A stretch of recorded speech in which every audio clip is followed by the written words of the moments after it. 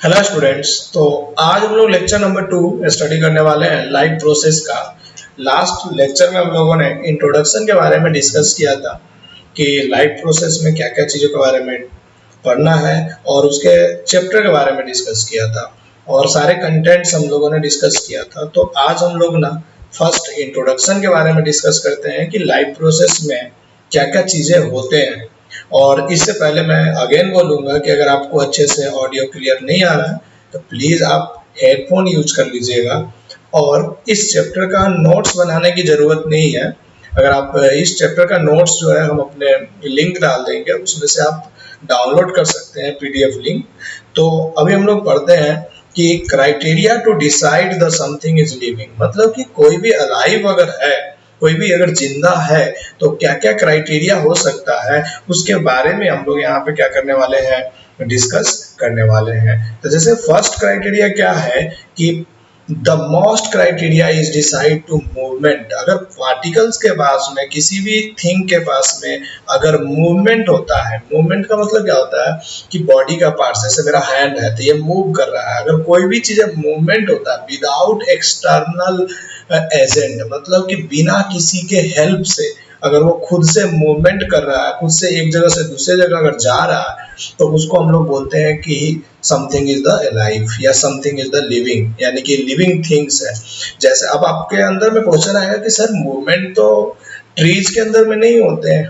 तो आपने देखा होगा कि ट्री जब छोटे होते हैं तो वो धीरे धीरे ऊपर की तरफ मूवमेंट करते हैं, लेकिन थोड़ा बहुत तो मूवमेंट हमेशा होते रहता है। तो सबसे पहला क्या है, हम लोगों ने लिखा है the most important criteria to decide whether the something is alive is movement. अगर आपके पास में मूवमेंट होता है ना, अगर आप मूव कर रहे हो तो आपको कहा जाएगा कि आप लिविंग थिंग्स है। वो मूवमेंट ये भी हो सकता है कि एक जगह से दूसरे जगह जाना विदाउट एक्सटर्नल हेल्प। यहाँ पे सबसे बड़ी बात क्या है, विदाउट एनी एक्सटर्नल एजेंट, मतलब कि किसी के बिना बिना हेल्प से अगर आप मूवमेंट करते हैं, एक जगह से दूसरे जगह जाते हैं, you are the living things. ठीक है ना। और ये मूवमेंट कैसे हो सकते हैं, जैसे कि हम लोग बॉडी को, जैसे कि सिंपली बॉडी पार्ट्स को एक जगह से हम दूसरे जगह जाते हैं तो वो जो दिखता है हमारा विजुअल होता है, उस मूवमेंट को हम लोग बोलते हैं। तो some movement are easily visual, वो ऐसा मूवमेंट जो हमें क्या हो इजिली दिख सके, जैसे कि बॉडी पार्ट्स का मूवमेंट जो होता है ना,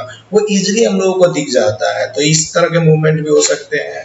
और क्या हो सकते हैं, some body parts are, some are not easily visible. कुछ मूवमेंट जो होते हैं ना वो इजिली विजिबल नहीं होते, मतलब कि इजिली दिखते नहीं है हम लोगों को। जैसे कि मॉलिक्यूलर मूवमेंट होता है। मॉलिक्यूलर मूवमेंट का मतलब क्या होता है कि हमारे सेल, जो सेल होते हैं, जो टिश्यूज होते हैं जिससे हम लोग बने हैं, आपने 9th क्लास में पढ़ा होगा टिश्यूज सेल के बारे में। तो जो सेल का मूवमेंट होता है, जैसे कि हम लोग खाना खाते हैं तो खाना खाते तो हमारा सेल क्या होता है, मूवमेंट करता है। तो इस तरह से जब मूवमेंट होता है जो विजुअल नहीं है बट वो मूवमेंट हो रहा है, तो ऐसे मूवमेंट को भी हम लोग क्या बोलते हैं कि उसके अंदर में मॉलिक्यूलर मूवमेंट हो रहा है। और ये हमारा लिए सबसे बड़ा इम्पोर्टेंट है कि किसी भी थिंग्स को हम लोग कैसे डिसाइड करेंगे। क्राइटेरिया मतलब क्या होता है कि हम लोग कैसे पहचानेंगे या कैसे जानेंगे या क्या नेसेसरी कंडीशन है कि ये क्या है, लिविंग थिंग्स है। तो आई थिंक आपको ये पता चल गया होगा कि क्राइटेरिया कैसे हम लोग डिसाइड करते हैं कि कोई भी जो थिंग्स है वो लिविंग कैसे है। अब नेक्स्ट हमारे पास में जो है लाइफ प्रोसेस के अंदर में हम लोग क्या क्या चीजें स्टडी करने वाले हैं और क्या क्या चीजें हमको मेंटेन करना होता है। जैसे कि अगर हमारा लाइफ है, हम लिविंग थिंग्स है, तो एक लिविंग थिंग्स को क्या क्या चीजें नेसेसरी है मेंटेन करना, उसके बारे में डिस्कस करेंगे। तो एवरी लिविंग थिंग्स जो होते हैं, लाइफ प्रोसेस जो होते हैं, वो क्या होता है कि उनको मेंटेन करने के लिए ये 8 लाइफ प्रोसेस जरूरत है। कितने, 8 लाइफ प्रोसेस जरूरत है। 8 लाइफ प्रोसेस में हम लोग जो 4 लाइफ प्रोसेस जो है इस चैप्टर में पढ़ेंगे और कुछ लाइफ प्रोसेस जो है नेक्स्ट चैप्टर में हम लोग डिस्कस करेंगे। जैसे रिप्रोडक्शन हो गया, कंट्रोल एंड कोऑर्डिनेशन हो गया, तो इसके बारे में हम लोग नेक्स्ट चैप्टर में डिस्कस करेंगे। तो टोटल जो अगर लाइफ प्रोसेस की बात करें, मतलब कोई भी एक लाइफ प्रोसेस, अच्छा खासा लाइफ प्रोसेस किसी का चल रहा है, तो उनके लिए क्या क्या चीजें मेंटेन करना पड़ता है, क्या क्या चीजें होना जरूरी है, तो उसके अंदर में फर्स्ट हम लोगों ने न्यूट्रिशन को रखा है। न्यूट्रिशन का मतलब क्या होता है कि जैसे कि हम लोग खाना खाते हैं, कोई भी चीजों को इनटेक करते हैं फूड को, तो वो उसको हम लोग न्यूट्रिशन बोलते हैं। अब ऐसा नहीं है कि हम लोग कुछ भी खा लेंगे, हम लोग ऐसे थिंग्स को खाएंगे जिससे कि हमें एनर्जी मिले। अब ऐसा थोड़ी है कि आप पत्थर खा लीजिएगा, ऐसा तो नहीं है कि आप रेती मिट्टी खा लीजिएगा, कुछ भी खा लीजिएगा, नहीं खा सकते ना। तो इसका मतलब क्या है कि न्यूट्रिशन के अंदर में हम लोग उस चीजों के बारे में डिस्कस करने वाले हैं जिससे कि हमें एनर्जी मिले और जिससे कि हम क्या कर सकते हैं कि हमारा ग्रोथ हो, हमारा हार्मोन्स इंक्रीज हो, हमारा हाइट इंक्रीज हो, ऑल थिंग्स के बारे में डिस्कस करते हैं, तो उसको हम लोग बोलते हैं न्यूट्रिशन। तो न्यूट्रिशन एक लिविंग ऑर्गेनिज्म के लिए बहुत इंपॉर्टेंट है। अगर वो खाना ही नहीं खाएगा तो जिंदा रहेगा कैसे? बात समझ में आ गया क्या? अब आपको जैसे कि आपको कभी कभी मम्मी पापा से लड़ाई होता है तो आप क्या करते हैं, मैं खाना नहीं खाऊंगा। आप खाना नहीं खाओगे तो जिंदा कैसे रहोगे? इसलिए आपको खाना भी खाना है, ठीक है ना। नेक्स्ट हमारे पास में आता है सेकेंड, रेस्पिरेशन। रेस्पिरेशन का मतलब क्या होता है कि गैस का एक्सचेंज होना। गैस का एक्सचेंज मतलब सर क्या करना चाहते हो? गैस का एक्सचेंज कैसे होता है? तो देखो, गैस का एक्सचेंज होने का मतलब क्या है कि हम लोग जो एयर लेते हैं, जो हम लोग इंटेक करते हैं नोज के थ्रू, वो ऑक्सीजन गैस हमारे अंदर जाता है और हम लोग निकालते हैं जो एयर, जिसको हम लोग बोलते हैं CO2, ठीक है ना। तो यहाँ पे हम लोग क्या करते हैं, एक्सचेंज ऑफ गैस का मतलब क्या होता है, इनटेकिंग ऑफ ऑक्सीजन बोल सकते हैं ना, intaking of oxygen and exhale of the CO2 gas, ये बोल सकते हैं। देखो, हम इतना इसलिए लिखे हैं इसके अंदर में कि आपको 10th का एग्जाम देना है तो आपके पास थ्योरी भी होना जरूरी है। और इस थ्योरी के लिए मैंने आपको बता रखा है कि आपको कुछ नहीं करना है, इस साइट पे जाना है, मेरे मतलब कि मैं लिंक दे दूंगा, उस लिंक से डाउनलोड कर लेना है, PDF बना कर करके या फोटो कॉपी करा कर करके आप उसको 2 से 3 बार रीड कीजिएगा तो एकदम एग्जैक्टली समझ में आ जाएगा। और देखो, ये एक्सचेंज जो होता है ना, ऑक्सीजन का एक्सचेंज और CO2 का बाहर निकलना, ये क्यों जरूरत होता है? इसलिए जरूरत होता है कि जो हम लोग खाना खाते हैं ना, तो वो खाना जो होता है बर्न करता है। बर्न मतलब जलता है, वो भीतर हमारे अंदर जाने के बाद में वो क्या होता है, बर्न करने लगता है, जलने लगता है। तो जलता है ना, तो वो विदाउट ऑक्सीजन, किसी भी चीज को जलाना हो ना तो ऑक्सीजन की जरूरत होता है।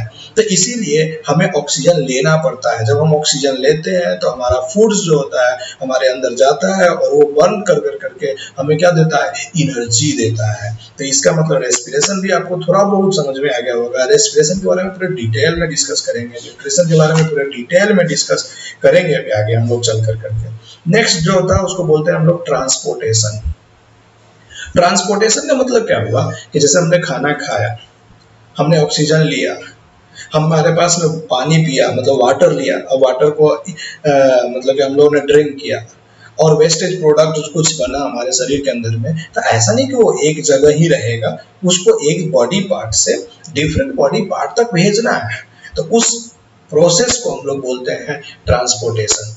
तो इसके लिए हमारे शरीर के अंदर में कौन कौन हेल्प करता है? जैसे हमारे शरीर के अंदर में अगर बात करूं तो ब्लड जो होता है ना, वो हेल्प करता है। तो इसके बारे में डिस्कस करना है। नेक्स्ट हमारे पास में आता है एक्सक्रीशन। एक्सक्रीशन का मतलब क्या होता है कि एक्सक्रीट करना समथिंग, मतलब कि शरीर से बाहर कोई चीजों को रिमूव करना। लेकिन वो रिमूव कैसे पार्टिकल को करना है, ये भी बहुत इंपॉर्टेंट है। तो एक्सक्रीशन के अंदर में हम लोग वेस्टेज प्रोडक्ट को रिमूव करते हैं, लेकिन वो कैसा होता है, वो होता है हमारे पास में लिक्विड स्टेट में। लिक्विड वाले चीजों को रिमूव करने के लिए हम लोग क्या पढ़ते हैं, एक्सक्रीशन के डिस्कस करते हैं। तो ये जो लाइफ प्रोसेस, 4 लाइफ प्रोसेस जो है हमारे लिए इंपॉर्टेंट है। किसके लिए? तो ये हमारे लिए इंपॉर्टेंट है चैप्टर नंबर 6 के लिए। लेकिन और भी लाइफ प्रोसेस होते हैं जिसको हम लोग बोलते हैं लोकोमोशन एंड मूवमेंट। लोकोमोशन का मतलब क्या होता है, एक जगह से दूसरी जगह जाना। तो उसके लिए भी हमें क्या होता है कि लाइफ प्रोसेस में जरूरत है।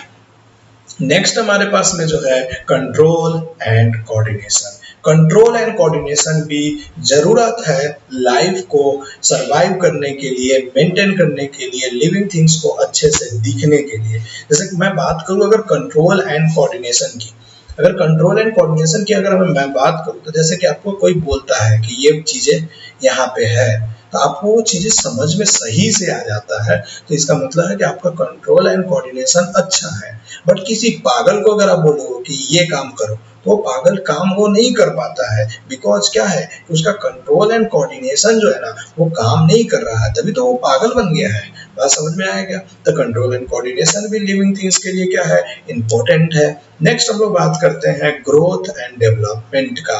ये बहुत इंपॉर्टेंट है, ग्रोथ एंड डेवलपमेंट। क्यों? क्योंकि अगर आप खाना खाते हैं और खाना खाने के बाद में आपको एनर्जी मिलता है और आपका शरीर का ग्रोथ नहीं होता है, आपके मतलब कि डेवलपमेंट नहीं होता है, तो फिर तो खाने से कोई फायदा ही नहीं हुआ। इसका मतलब हमारा जो भी हम लोग खाना वाना खाते हैं तो उससे क्या होता है, हमारा शरीर के अंदर में डेवलपमेंट होता है, और वो डेवलपमेंट हमें क्या करता है कि ग्रोथ कराने का काम करता है। तो ये भी हमारे लिए इंपॉर्टेंट है ना।